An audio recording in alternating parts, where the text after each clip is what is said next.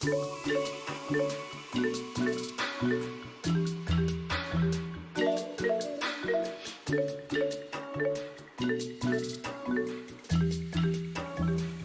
akan menjelaskan mengenai latar belakang. Mesir kuno sendiri merupakan daerah yang terletak di benua Afrika wilayah utara dengan sebagian besar wilayahnya yang merupakan daerah padang pasir. Di tengah wilayah tersebut mengalir sebuah sungai yang sangat besar yang kita semua tahu, yaitu Sungai Nil. Sungai Nil bersumber dari mata air di dataran tinggi pegunungan Kilimanjaro di Afrika Timur. Sungai Nil sendiri mengalir dari arah selatan ke utara dan bermuara ke Laut Tengah. Benda-benda hasil kebudayaan Mesir kuno banyak ditemukan di sepanjang aliran Sungai Nil. Bangsa Mesir kuno terkenal dengan pembangunan monumen kuno termegah di dunia. Ramses I dan Ramses II merupakan raja atau dapat dikatakan penguasa Mesir sekitar tahun 1225 sampai 1292 sebelum Masehi. Pada masa pemerintahan Ramses I dan II ini, terdapat beberapa peninggalan hasil kebudayaan Ramses I dan II yang tersebar di sepanjang aliran Sungai Nil. Mesir kuno berkembang selama kurang lebih 3 milenium sampai mengalir melalui periode kerajaan-kerajaan yang stabil. Akan tetapi mencapai ketidakstabilan pada masa periode menengah. Mesir kuno mencapai puncak kejayaan pada masa kerajaan baru. Pada masa kerajaan baru ini, Mesir kuno mengalami kesejahteraan terutama dalam bidang pembangunan yang diperintah oleh Ramses I dan Ramses II. Selanjutnya kita akan membahas mengenai landasan teori. Nah, terdapat 3 teori. Yang pertama, teori 7 unsur kebudayaan. Yang kedua, teori peradaban. Dan yang ketiga, teori geohistori. Teori 7 unsur kebudayaan sendiri meliputi yang pertama ada bahasa. Bahasa merupakan sistem perlambangan manusia yang lisan maupun tertulis untuk berkomunikasi satu dengan yang lain. Yang kedua, sistem teknologi dan peralatan hidup. Sistem teknologi dan peralatan hidup atau cara-cara memproduksi, memakai, dan memelihara segala peralatan hidup dari suatu bangsa dalam suatu karangan etnografi. Teknologi cukup membatasi diri, yakni teknologi yang sederhana saja. Yang ketiga, sistem mata pencarian hidup. Sistem mata pencarian hidup yang menjadi perhatian para antropologi hanya terbatas pada sistem tradisional saja. Bentuk sistem mata pencarian antara lain berburu dan meramu, beternak, bercocok tanam di ladang, menangkap ikan, dan bercocok tanam menetap dengan irigasi. Yang keempat, organisasi sosial. Kehidupan masyarakat dalam organisasi sosial diatur oleh adat istiadat dan aturan-aturan yang mengenai berbagai macam kesatuan di dalam lingkungan tempat tinggal dan bergaul di setiap harinya. Kesatuan sosial yang paling dekat yakni kesatuan kekeluargaan yang meliputi keluarga inti dan kaum kerabat. Yang kelima, sistem pengetahuan. Sistem pengetahuan dalam etnografi biasanya ada berbagai bahan keterangan dalam kebudayaan suku bangsa yang bersangkutan. Bahan tersebut meliputi pengetahuan yang mencolok dan dianggap aneh oleh pengarangnya. Setiap suku bangsa di dunia mempunyai pengetahuan, dan setiap masyarakat tidak dapat mengabaikan pengetahuan tentang sesama makhluk hidupnya. Yang keenam, sistem religi. Sistem religi menjadi suatu pokok penting dalam buku-buku para pengarang tulisan etnografi mengenai suku-suku bangsa.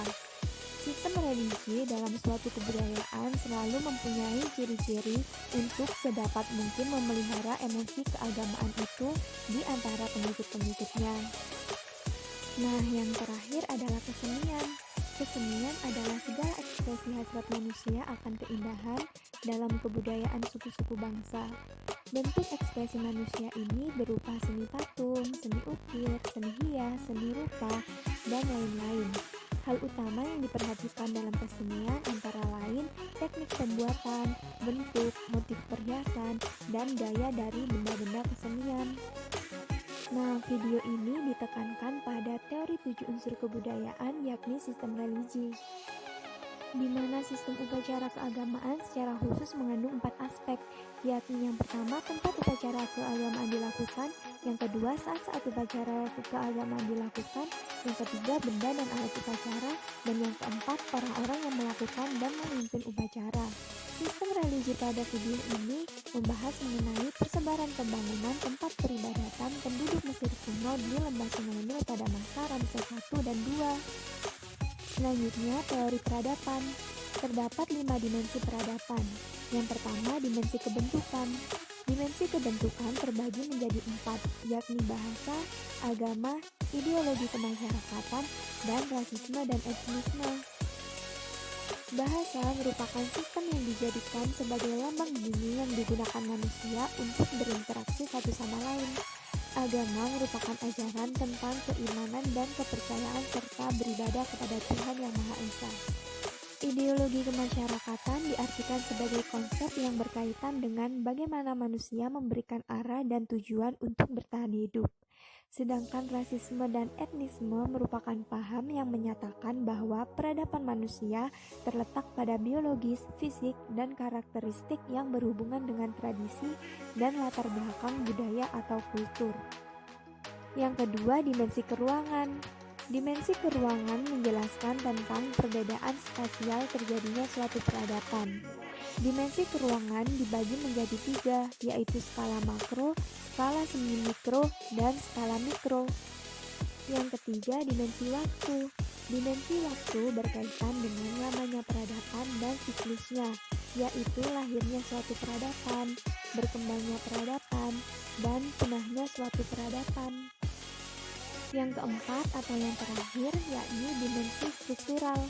Dimensi struktural meliputi 3 aspek, yaitu aspek politik, aspek ekonomi, dan aspek agama.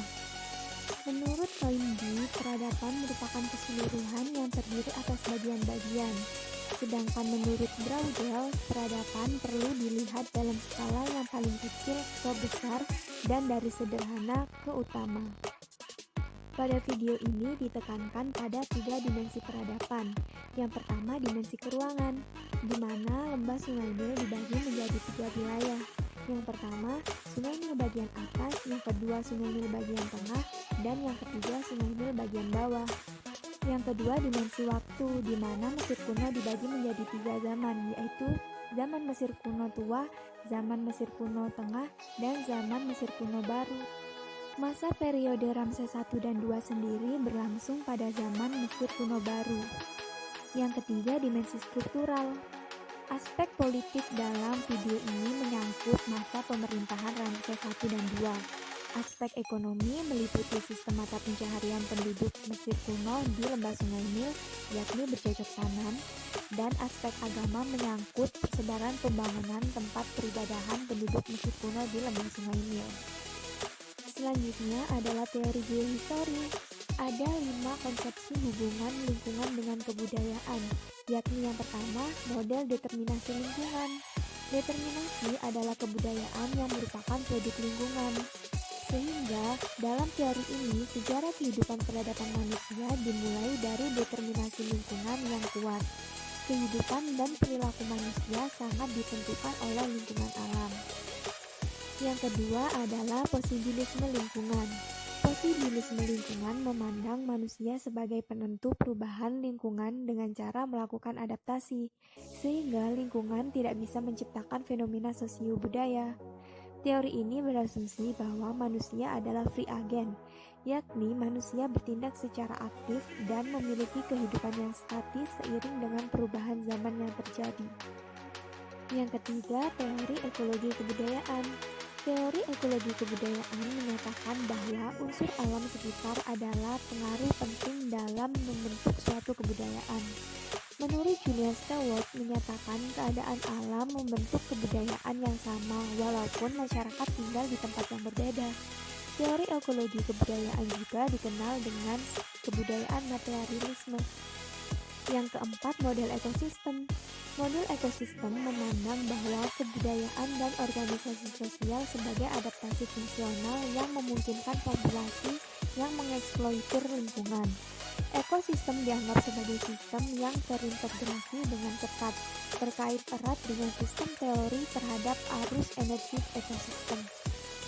Yang kelima atau yang terakhir adalah model aktor. Model aktor atau model berbasis aktor menekankan pada manusia yang membuat keputusan tentang bagaimana untuk berinteraksi dengan lingkungan. Manusia adalah aktor aktif bagi lingkungannya. Inti dari permasalahan lingkungan hidup adalah hubungan makhluk hidup, khususnya manusia dengan lingkungan hidup. Video ini ditekankan pada model determinasi lingkungan.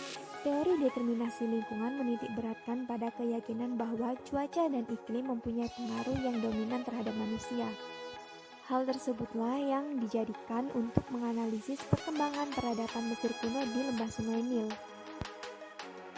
Baik, selanjutnya di sini saya akan menjelaskan mengenai bab 3, yaitu paparan data dan analisis data.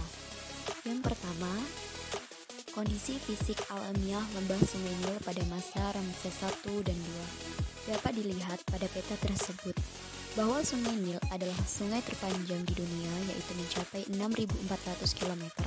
Nah, Sungai Nil ini bersumber dari mata air di dataran tinggi pegunungan Kilimanjaro di Afrika Timur. Sungai Nil mengalir dari arah selatan ke utara dan bermuara ke Laut Tengah. Dapat dilihat dari peta tersebut bahwa Sungai Nil terbagi menjadi 3 bagian, yaitu bagian atas, tengah, dan juga bawah. Selanjutnya kita dapat melihat di situ ada peta kondisi Sungai Nil sebelum banjir. Nah, itulah keadaan peta Sungai Nil sebelum banjir. Selanjutnya kita dapat melihat di situ ada peta kondisi Sungai Nil saat banjir. Jadi setiap tahun Sungai Nil selalu banjir dan luapan banjir ini menggenang di daerah kiri dan kanan sungai sehingga menjadi lembah selebar antara 15 sampai 50 km. Nah, di sekeliling lembah Sungai Nil adalah gurun pasir. Pada saat musim hujan berlangsung dari bulan September hingga bulan November. Selanjutnya kita masuk ke bab yang kedua, yaitu persebaran hasil kebudayaan material pada masa Ramses I-II di lembah Sungai Nil. Nah, persebaran hasil kebudayaan material pada masa Ramses I-II di lembah Sungai Nil sangat berkaitan erat dengan sistem religi. Nah, sistem religi ini sangat berkaitan erat dengan dimana yang pertama tempat dilakukannya upacara, kemudian benda-benda dan alat-alat yang digunakan dalam upacara, serta orang yang memimpin upacara. Yang pertama, tempat dilakukannya upacara adalah Abydos. Abydos adalah salah satu kota tertua di Mesir kuno yang terletak di bagian atas atau hulu.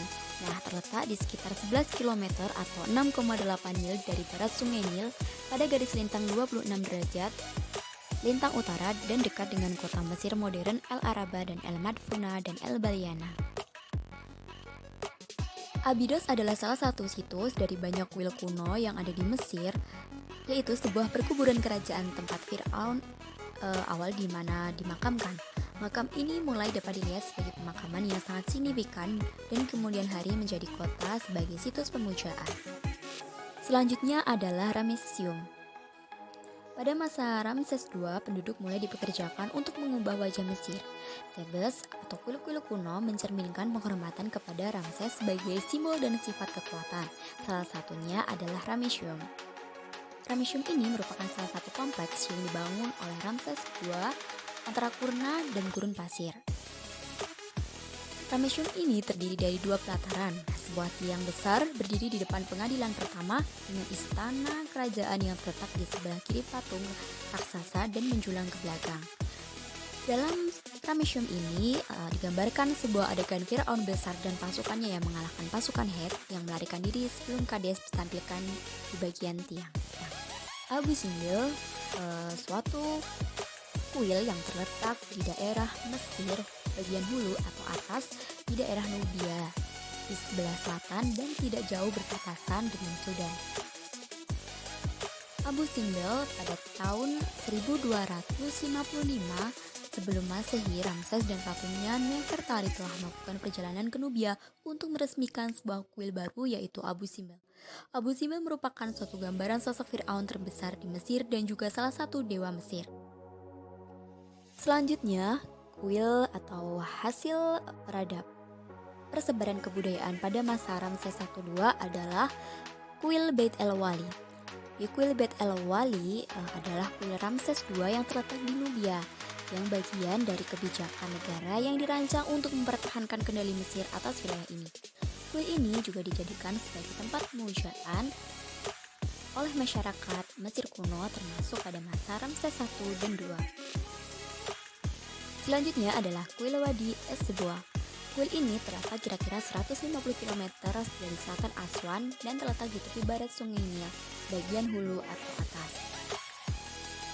Kuil ini merupakan salah satu kuil pemujaan, di mana di sini digambarkan sebuah adegan persembahan di dinding bertahan dan beberapa mempertahankan warna. Ruang depan pun terbuka menjadi 2 ruang samping dan 2 kapel samping, dan juga tempat yang disucikan. Dan terdapat patung-patung di relung tempat suci. Dan hal inilah yang mewakili sebuah gambaran Dewa Amun-Re, Re-Harkati, dan Ramses II sendiri. Selanjutnya, sistem religi, yaitu orang yang memimpin upacara. Pada masyarakat Mesir kuno, orang yang memimpin upacara pada masa kerajaan baru atau Ramses I II adalah seorang pendeta. Di kerajaan baru yang melakukan adalah kependetaan profesional. Meskipun sebagian besar pendeta tingkat rendah masih bekerja paruh waktu, semua masih dipekerjakan oleh negara dan Firaun pun memutuskan untuk menunjuk para pendeta tersebut. Dengan kekayaan kuil-kuil yang semakin bertambah, pengaruh kependetaan semakin meningkat hingga menyamai Firaun sendiri. Dapat dilihat dari gambar tersebut adalah sebuah gambar dari pendeta umat yang digambarkan dalam posisinya sebagai pendeta Amun dan membakar dupa dan memperlihatkan kepala yang dicukur menunjukkan sebuah kesucian dari seorang pendeta. Selanjutnya gambar Akhenaten dan keluarganya yang menyembah Aten. Selanjutnya adalah benda-benda atau alat-alat yang digunakan dalam upacara. Yang pertama ada apis atau lembu jantan. Di banyak situs-situs suci, orang Mesir memuja hewan yang mereka yakini sebagai perwujudan dewa tertentu. Hewan-hewan ini dipilih berdasarkan tanda-tanda suci tertentu yang diyakini menunjukkan kesesuaian mereka atas peran tersebut. Seperti contohnya lembu apis yang dipuja di Memphis sebagai manifestasi dewa Ptah, dikubur di kuil-kuil untuk menghormati para dewa Mesir. Dapat dilihat di situ ada gambaran sebuah Memphis atau sebuah seekor lembu jantan yang dipelihara oleh pendeta di dalam kuil. Selanjutnya adalah jimat. Sihir memang sering melibatkan mantra tertulis ataupun lisan, meskipun biasanya disertai dengan aktivitas-aktivitas ritual. Nah, seringkali ritual ini menggunakan kekuatan dewa yang sesuai untuk melakukan aksi yang diinginkan dengan memanfaatkan kekuatan Heka untuk memaksa mereka bertindak. Bangsa Mesir kuno juga menggunakan benda-benda atau alat yang diyakini mengandung hekanya sendiri, seperti contohnya jimat pelindung magis yang banyak dipakai oleh rakyat Mesir. Nah, jimat ini dapat dilihat dari gambar tersebut biasanya berbentuk mata Horus dengan simbol magis yang umum digunakan sebagai alat untuk melakukan suatu upacara. Selanjutnya adalah mumi. Karena dianggap perlu demi keabadian jiwa, pelestarian jenazah adalah bagian terpenting dari praktik-praktik pemakaman di Mesir. Proses mumifikasi selesai, mumi pun diangkut dari rumahnya menuju makam untuk prosesi pemakaman yang dihadiri oleh kerabat-kerabatnya bersama dengan para pendeta. Nah, sebelum pemakaman, para pendeta ini melakukan suatu ritual termasuk upacara pembukaan mulut atau opening of the mouth yang dimaksudkan untuk mengembalikan indera mendiang, yang kemudian mumi tersebut akan dikubur dan makamnya pun akan disegel sebagai sebuah alat dalam melakukan suatu upacara.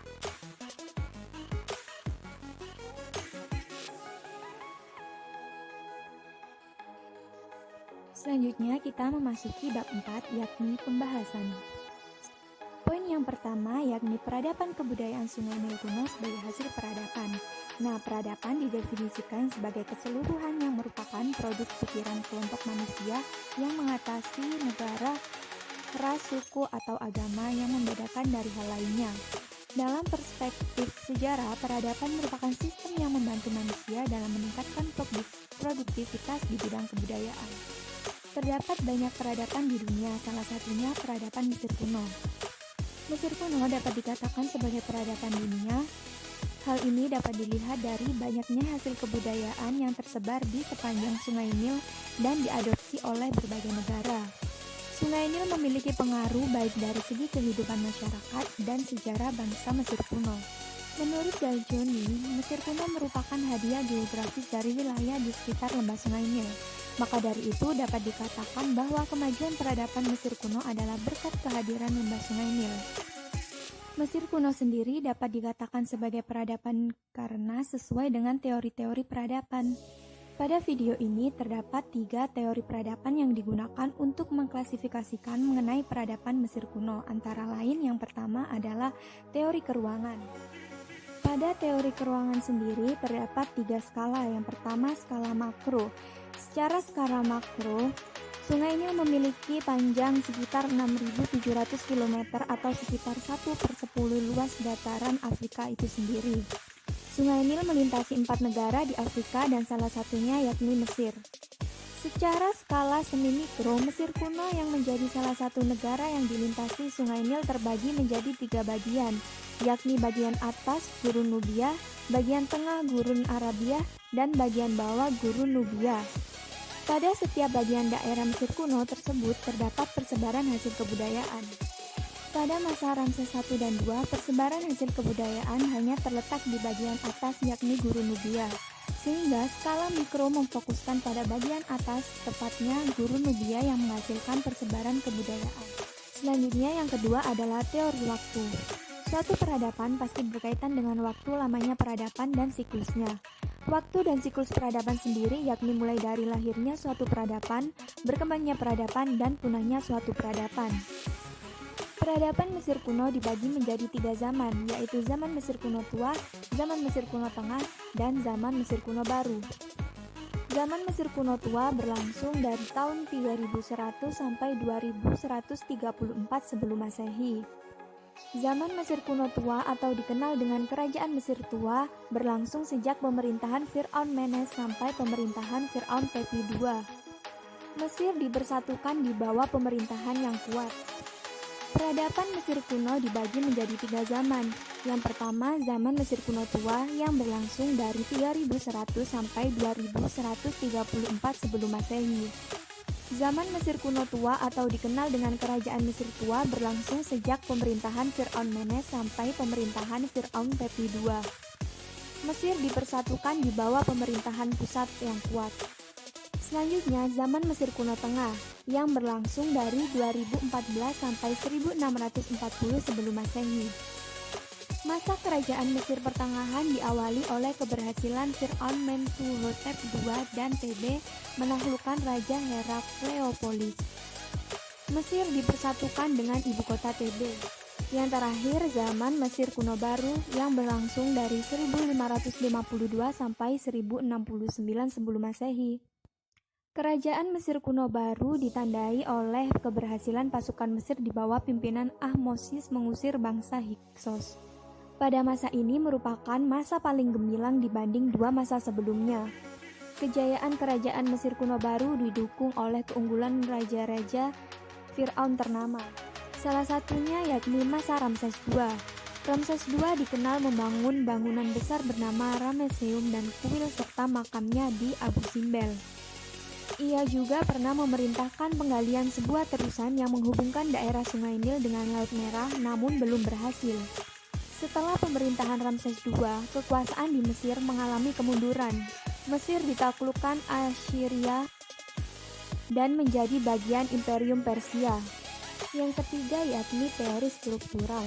Teori struktural sendiri meliputi 3 aspek, antara lain aspek politik, aspek ekonomi, dan aspek agama. Aspek politik yang dibahas pada video ini ditekankan pada masa pemerintahan Ramses I dan II. Pemerintahan pada Ramses II diawali dengan pembangunan kota dan ibu kota baru di Pi-Rameses di delta Nil Suriah. Selain itu, Ramses II memimpin beberapa ekspedisi dan Ramses II melakukan berbagai kampanye untuk memulihkan kepemilikan wilayah sebelumnya yang dikuasai oleh Nubia. Ramses II juga bertanggung jawab untuk menekan beberapa pemberontakan Nubia. Selanjutnya adalah aspek ekonomi, meliputi sistem mata pencaharian masyarakat Mesir kuno di lembah Sungai Nil, yakni bercocok tanam dan beternak dengan dasar pengendalian keseimbangan yang baik antara sumber daya alam dan sumber daya manusia. Selain itu, pada masa Ramses II juga mengumpulkan tanah sebagai hasil kekayaan yang besar pada masa pemerintahannya. Sistem perdagangan pada masa Ramses dilakukan dengan wilayah di luar Mesir. Kemudian aspek agama meliputi sistem religi yang menyangkut pembangunan tempat peribadahan penduduk Mesir kuno di lembah Sungai Nil. Pada masa pemerintahan Ramses II, memfokuskan pada pembangunan kuil-kuil sebagai tempat peribadatan. Kuil-kuil tersebut antara lain Abydos, Abu Simbel, Ramesseum, kuil Beit El Wali, dan kuil Wadi Es Sebua. Selanjutnya kita masuk ke hubungan persebaran hasil kebudayaan pada masa Ramses I-II dengan perilaku Sungai Nil. Dapat dilihat dari peta tersebut. Teori determinasi lingkungan menyatakan bahwa lingkungan fisik atau alam dapat menentukan bagaimana pola perilaku aktivitas manusia. Suatu wilayah memiliki karakteristik baik dari keadaan lingkungan, cuaca, iklim, ataupun angin. Teori determinasi dapat menjelaskan bagaimana lingkungan dapat memberikan pengaruh bagi peradaban di Sungai Nil. Salah satu pengaruhnya yaitu persebaran hasil kebudayaan di lembah Sungai Nil. Sungai Nil merupakan salah satu sungai yang terletak di daerah Mesir kuno yang bersumber dari mata air dataran tinggi pegunungan Kilimanjaro yang mengalir ke arah selatan dan ke utara bermuara ke Laut Tengah. Pada saat musim hujan atau banjir berlangsung dari bulan September hingga November, Sungai Nil menjadi suatu wilayah yang subur. Kesuburan dari Sungai Nil ini meninggalkan lumpur sedimen. Nah, hal inilah yang mempengaruhi persebaran hasil kebudayaan pada masa Ramses I-II yang berkaitan dengan sistem religi. Pada masa Ramses I-II, adanya manfaat banjir tahunan di sepanjang aliran sungai ini dimanfaatkan untuk membangun bangunan-bangunan sebagai wujud restorasi wilayah pada masa pemerintahannya secara besar-besaran seperti kuil-kuil sebagai tempat pemujaan dan juga perwujudan dari Fir'aun. Beberapa hasil persebaran kebudayaan pada masa Ramses I-II yang berkaitan dengan perilaku Sungai Nil terletak sebagian besar di dataran tinggi Nubia atau bagian atas Sungai Nil. Antara lain, yang pertama Abydos, yang kedua Ramesseum, yang ketiga Abu Simbel, yang keempat kuil Beit El Wali, dan yang kelima kuil Wadi Es Sebua. Kesimpulannya ialah berdasarkan paparan data kondisi geografis Sungai Nil dan peninggalan kebudayaan masyarakat Mesir kuno, maka diperoleh suatu analisis mengenai geohistori hubungan geografis Sungai Nil dengan persebaran kebudayaan masyarakat Mesir kuno pada abad ke-30 sampai 17 sebelum Masehi di sekitar lembah Sungai Nil. Pada proses analisis ini menggunakan teori determinisme lingkungan yang kemudian dihubungkan dengan hasil studi pustaka terkait kondisi geografis Sungai Nil dan peninggalan kebudayaan masyarakat Mesir kuno yang berguna guna menganalisis berdasarkan kajian geohistori. Adanya teori determinisme lingkungan dapat mengetahui bagaimana hubungan antara lingkungan alam dan manusia di lembah Sungai Nil. Mesir kuno merupakan suatu wilayah yang berada di benua Afrika, di mana wilayah Mesir kuno ini dilalui oleh sebuah sungai besar yang dikenal sebagai Sungai Nil. Nah, Sungai Nil ini sendiri merupakan sebuah sungai di mana di sekitar kanan dan kirinya muncul beberapa fenomena kebudayaan. Nah, fenomena kebudayaan yang timbul di sekitar Sungai Nil ini berada pada masa pemerintahan Ramses I dan II. Adanya fenomena kebudayaan ini sebelumnya tidak diketahui bukti tertulis yang konkret. Akan tetapi, dengan menggunakan teori determinasi, dapat diketahui bahwa lingkungan alam ternyata memiliki hubungan dengan manusia. Dari sinilah nanti muncul hasil-hasil kebudayaan di Sungai Nil pada masa pemerintahan Ramses I dan II. Di antaranya ada Abydos, Ramesseum, Abu Simbel, kuil Beit El Wali, dan kuil Wadi Es Sebua.